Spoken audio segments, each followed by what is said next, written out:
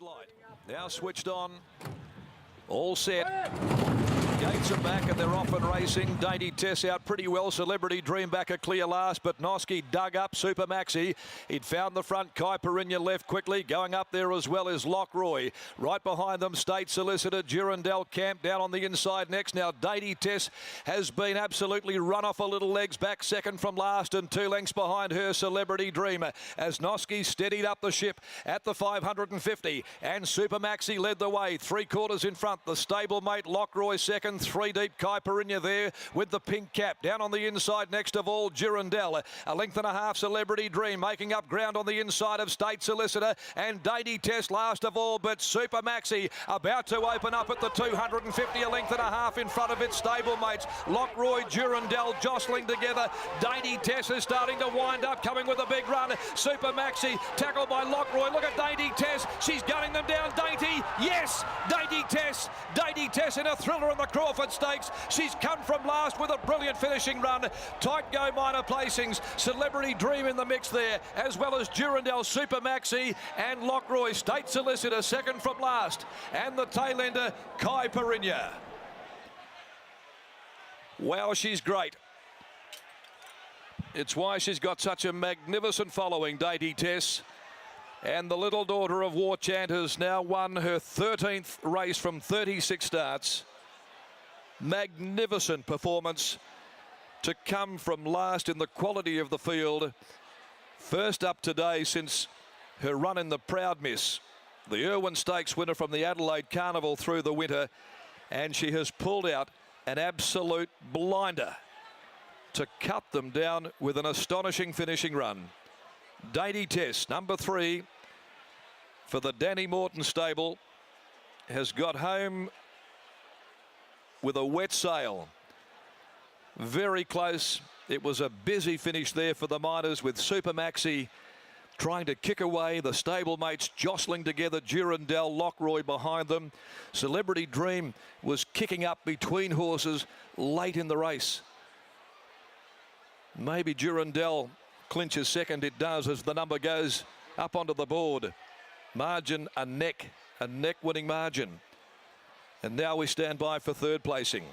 All honours with Dainty Tess by War Chant out of Classic Smile for Carol Morton, Fred Fairthorne Jr., Mrs. C&B Nile, P. Minchinson, C. Haig, Mrs. D. and G. Pratt, Tim, Mrs. S. Hewitt, Ms. J. Beggs, Paula Sullivan, also D. Ryan M. Burrows, Ian Russell, B. Franklin, E. and Mrs.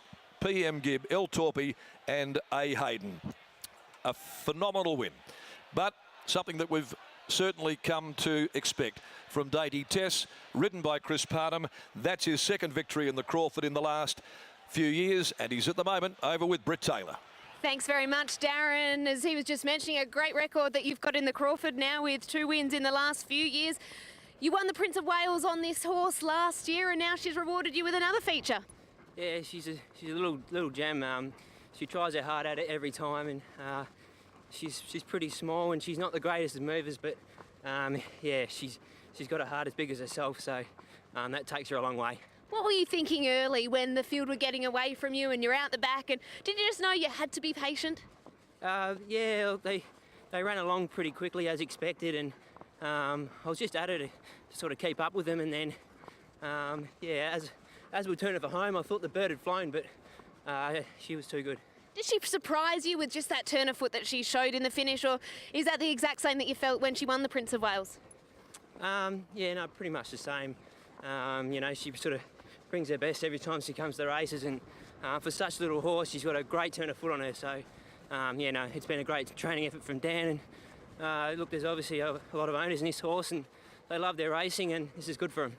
Well, speaking of those owners, I think there'll be a big contingent waiting for you in the mounting yard. Go see them. Congratulations, Chris. Thanks, Brittany.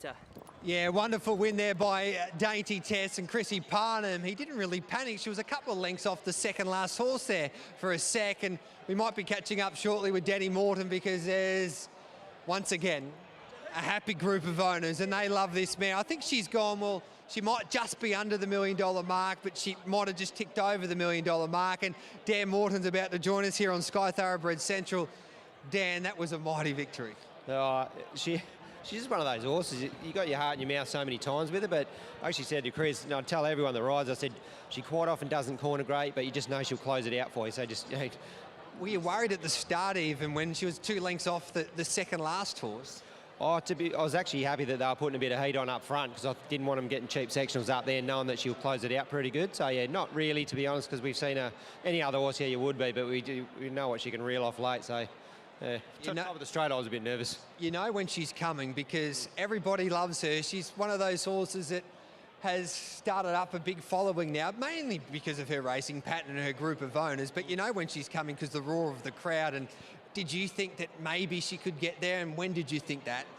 Oh, not long into the straight. You know, I know what she's capable of. You know, reeling them off. So yeah, not long into the straight, I thought she can pick them up. But yeah, she left it till pretty late.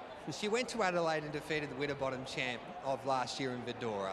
Can you dream, and do you think she's capable of winning a Group 1, our big Group 1 in the Winterbottom in just over a month's time now? Yeah, you know, it's obviously we're all heading that way, but she's very capable, I think. Yeah, she's taken some big scalps, so we'll aim up. $1 million. Yeah, it'd be nice. Well done, mate. Thank you. There we go. There's Dan Morton, the trainer of a wonderful mare in Dainty Tess. Guess what? Durandale, what an honest horse he is, but he runs second again. He was placed in a Winterbottom. He knows, he doesn't know how to run a bad race, but he just quite can't get there. And he was beaten by a star today in Dainty Tess. I guess the disappointment, Anthony Manton, as I head back to you in the studio, was State Solicitor. He was given a peach by Pike, but he just didn't finish off. He's not the horse that we saw race through his grades and win these kind of races last year, and he was the favourite on the morning of the Winterbottom there. So back to the drawing board there for Adam Durant. Super Maxi was pretty good as well. Caipirinha didn't have that much luck, and Celebrity Dream was pretty good, I thought, as well. But the winner was the best horse, and it was a mighty performance by Dainty Tess, mate.